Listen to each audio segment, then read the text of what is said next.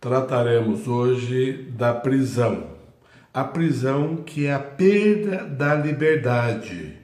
A definição jurídica mais sofisticada, que seja a privação da liberdade por flagrância delitiva ou ordem judicial decretando a prisão.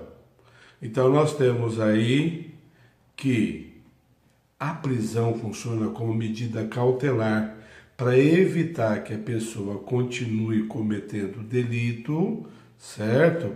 E a possibilidade, então, dela, com a sua liberdade, continuar nessa prática, certo? E noutra vertente, a liberdade deve ser a regra, a prisão a exceção, certo? Então nós temos no Brasil mais de 500 presos, fala-se em terceira comunidade carcerária do mundo, certo? Isso entre as prisões cautelares e as prisões com pena, já com condenação, cumprimento de pena, certo? Então, lembrando aqui que essa privação de liberdade ela pode decorrer da esfera civil ou da esfera criminal. Na esfera civil, o devedor de pensão alimentícia, ele pode ser preso se não efetuar o pagamento conforme lá o direito alimentício, as últimas 3 parcelas pode conduzi-lo à prisão, porque se trata de uma questão de subsistência do filho ou daquela pessoa que depende daquela pensão. E a prisão do direito penal, do direito criminal, do direito processual criminal, mais precisamente, ou processual penal. Aí, funcionando como uma cautelar, a prisão pode ser de 3 formas. A chamada prisão em flagrante, ou flagrância delitiva, e a prisão processual, ou as prisões processuais, que são a prisão preventiva e a prisão temporária, certo? Então, nós temos essa noção aí de que as prisões, então, elas podem ser desses 3 formatos, certo? No cumprimento da prisão, a pessoa pode ser direcionada para um centro de detenção provisória, para a cadeia pública, certo? Enquanto que o local ideal para o cumprimento de pena será a penitenciária, certo? A penitenciária tem um lugar destinado. E nós temos também algumas prisões especiais, certo? Como advogado, por exemplo, ou fica no estado maior, certo? Como de bombeiro, na polícia militar, certo? Ou no exército. Então, há um local mais adequado para a prisão. Ou a prisão domiciliar, ao invés de colocar na cadeia pública ou no centro de detenção provisória, ele acaba ficando em casa com algumas limitações. E hoje nós conhecemos a tornozeleira eletrônica, que faz esse controle aí, certo? A prisão em flagrante, que é a primeira que nós falamos, pode ser efetuada por qualquer pessoa do povo. A autoridade policial tem a obrigação de efetuá-la. E é a autoridade policial que formaliza essa prisão. Então, prende deve ser obrigatoriamente entregue à autoridade policial. A prisão, a flagrância delitiva. Temos muitas dúvidas sobre a flagrância delitiva no meio popular. Certo? Então, a flagrância própria, o que é esse estado de flagrância chamado de próprio? A pessoa cometeu o crime, certo? Ou está cometendo crime, ou acaba de cometeu. Então, se ele estiver cometendo crime, flagrância. Se ele acabou de cometer o crime, flagrância. Então, em sala de aula diz, está lá esfaqueando, está praticando o homicídio, ou lesão corporal. Termina de esfaquear e é pego o quê? Logo que acaba, é pego ali com as mãos sujas de sangue, com a faca na mão. Então, acabou de cometer o crime. E há também o formato impróprio do crime. Quando que se dá o formato impróprio? ele comete o crime e sai em perseguição. Então acabou de matar e alguém saiu em perseguição dele. E nessa perseguição o que acontece? Não é? Nessa perseguição presume que ele seja autor do delito. Então essa prisão é imprópria. E há aquele caso que ele é pego depois com instrumentos que faça presumir, ou em situação que faça presumir ser ele o autor do crime. Exemplo, estavam procurando um homicida e num bloqueio policial, uma pessoa com a caminhonete, o policial observou sobre o banco, havia uma faca toda ensanguentada. E aí, com os dados ali em mãos, ele prendeu e houve uma ligação entre essa pessoa e o homicídio ocorrido, nesse caso aí. Então, há como chegar a essa conclusão a partir do instrumento da situação que permeia ali a pessoa, né? A pessoa do criminoso. A comunicação feita ao Ministério Público, ao juiz, deve ser feita em 24 horas, certo? E é o promotor que pede o quê? A conversão. A prisão em flagrante não mais é considerada uma prisão processual. A prisão em flagrante ficou somente para estabelecer essa relação entre o criminoso e o crime. Para transformar ela em em prisão processual, vai ser preciso um decreto do juiz decretando a prisão preventiva. Também pode decretar a prisão temporária, dependendo do caso.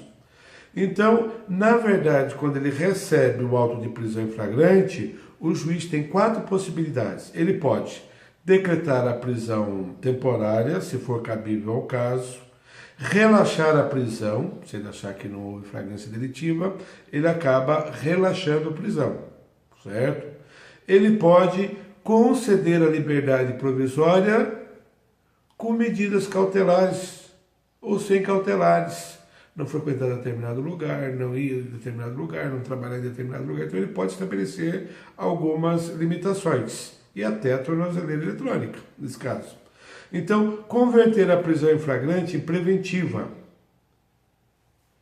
Então, ele vai converter a prisão em flagrante em preventiva se presente os requisitos da prisão preventiva, certo? Então, ele só vai poder decretar a prisão preventiva se tiver. Então, o Ministério Público já leva essa argumentação, porque é ele que requer, certo? Ele que requer a decretação, a conversão da prisão em flagrante em prisão preventiva.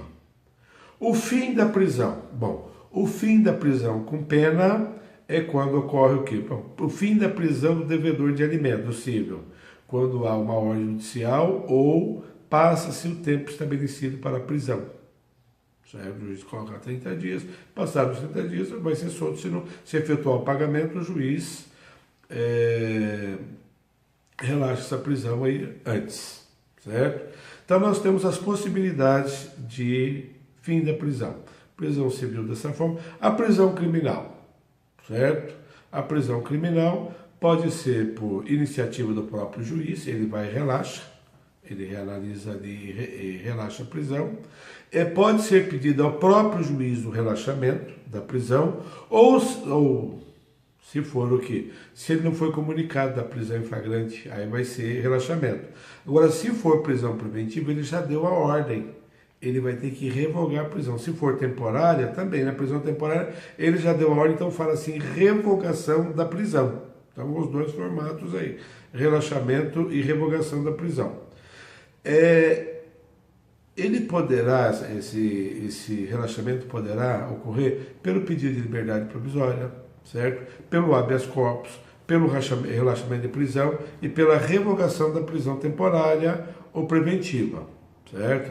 Então, há os fundamentos para pedir a revogação da prisão e para relaxar nos casos que for ilegal, que a prisão for ilegal. Então, no habeas corpus, vai lá, excesso de prazo, não ocorreu a flagrância delitivas. Vamos supor que, num caso, o Ministério Público esteja investigando e existam só provas testemunhais, e essas provas testemunhais sejam desqualificadas. Cabe ao juiz, ao tribunal, revogar a prisão. Então, a autoridade coatora no caso de prisão. Então, nós temos o quê? O juiz não pode apreciar o habeas corpus. Quem aprecia, porque quando ele toma conhecimento, ele se torna autoridade coatora. Quem vai apreciar vai ser o Tribunal de Justiça do Estado. O Tribunal de Justiça apreciando e negando, ou demorando para conceder a decisão, cabe subir ao STJ e até chegar no Supremo, se tiver uma pauta aí, um motivo constitucional para isso daí. Então, a prisão em si, ela causa muitas dúvidas na população, porque a pessoa não se apercebe por falta, não tem informação, o leigo então não tem informação, ele não se apercebe do quê? Que o juiz também não pode manter a pessoa preventivamente presa de forma indefinida. Embora tenha acontecido. Em alguns casos aí, alguns são mantidos na prisão de forma preventiva sob a alegação do que um dos fundamentos. Se ele sair da prisão, poderia destruir provas, poderia articular em torno dessa destruição, poderia impossibilitar a aplicação da lei penal, certo? Se fosse condenado, poderia fugir do país. Então, tem várias situações aí que o juiz reitera. Não é? Na Operação Lava Jato, por exemplo, a prisão se estende. Há alguns casos de lesão corporal, de estupro, de violência doméstica, que a mulher gostaria que aquela pessoa ali, o marido, ou o companheiro, ou qualquer outra figura familiar, fosse mantida presa. E ocorre a revogação da prisão. Então isso causa estranheza à população. Como que essa pessoa praticou? Ele só vai ficar preso por prazo determinado quando tivermos o quê? A sentença penal com trânsito em julgado, ou seja, a partir da condenação. Nós estamos assistindo no Brasil uma guerra com relação a isso daí. Precisa de condenação em segunda instância? Precisa...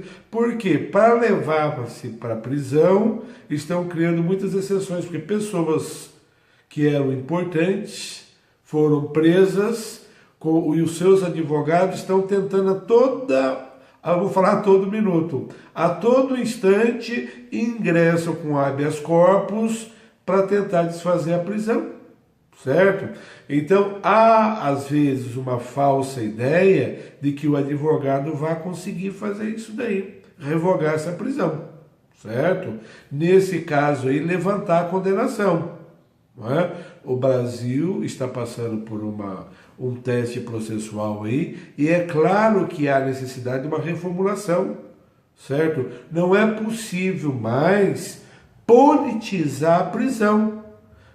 Foi condenado sem prova, porque foi isso, porque foi aquilo, porque eu quero essa pessoa livre. Então, tanto há uma parte da população que pensa que deve ficar preso indefinidamente, como há outra que pensa que o condenado pode ser solto a qualquer momento sem cumprir a pena, certo? Falsa ilusão, isso daí. Então, essa situação aí fica bem clara com isso daqui, com esses formatos de prisão no Brasil, as chamadas prisões cautelares, certo? Então, a flagrante delito, a prisão temporária para questões investigatórias e a prisão preventiva para evitar intervenção no processo ou a impossibilidade de punir depois. Lembrando que a cautelar, ela visa proteger o processo judicial de algumas atuações externas que possam impossibilitar a condenação, por exemplo, por falta de provas, por destruição de provas, por maquiagem de provas e daí por diante. Certo? Então era isso que eu tinha para dizer sobre as prisões.